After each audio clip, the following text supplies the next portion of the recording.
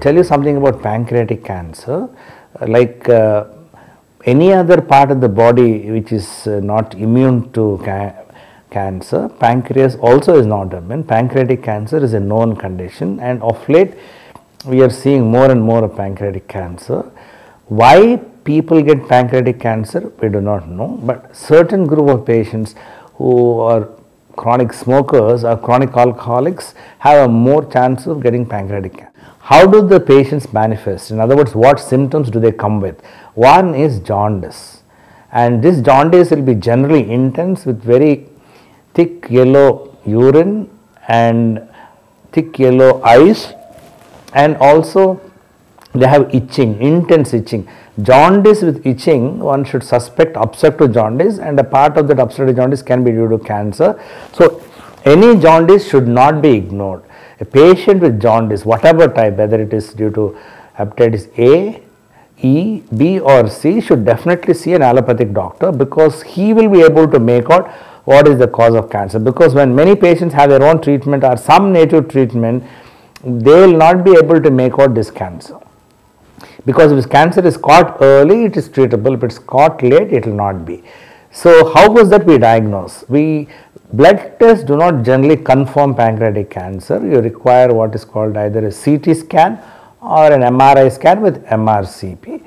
And again, some of the cancers which will come into the gut into the intestine, the duodenum, can be reached through an endoscope and biopsied for confirmation. But again, the cancers with the pancreatic head do not require a biopsy, because imaging, namely the CT scans and MRIs, will confirm that is a cancer in the pancreas. Now, in addition to confirming the location and the size of the cancer, the scans will also tell us whether they have involved any neighboring blood vessels or any other neighboring structures will make it inoperable. They also tell us whether the cancer has spread to the liver or the lungs. So, once we have confirmed that patient has got pancreatic cancer and it is very much localized with a small size and not involving any neighboring structures and not spread anywhere, the patients can be offered surgery. In other words, by surgery we remove that part of the cancer with the head of the pancreas, which is a fairly major surgery called Whipple's operation.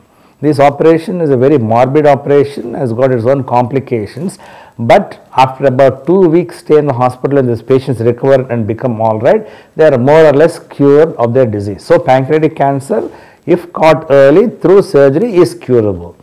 Certain other patients who have local infiltration and cannot be cured surgically, what we do is through an endoscope we pass a plastic stent or a tube into the bile duct, which will clear the jaundice and itching. So, they will have a comfortable life for whatever duration they are going to live after the diagnosis. The third group of patients who have disseminated pancreatic cancer to the liver, to the lungs and so on, in them we subject them to what is called chemotherapy, which are certain drugs which will try control their disease and improve their survival. So, in effect, cancer can affect the pancreas. It will be manifested by jaundice, itching and pain abdomen and loss of appetite, and it is diagnosed by a CT or MRI scan.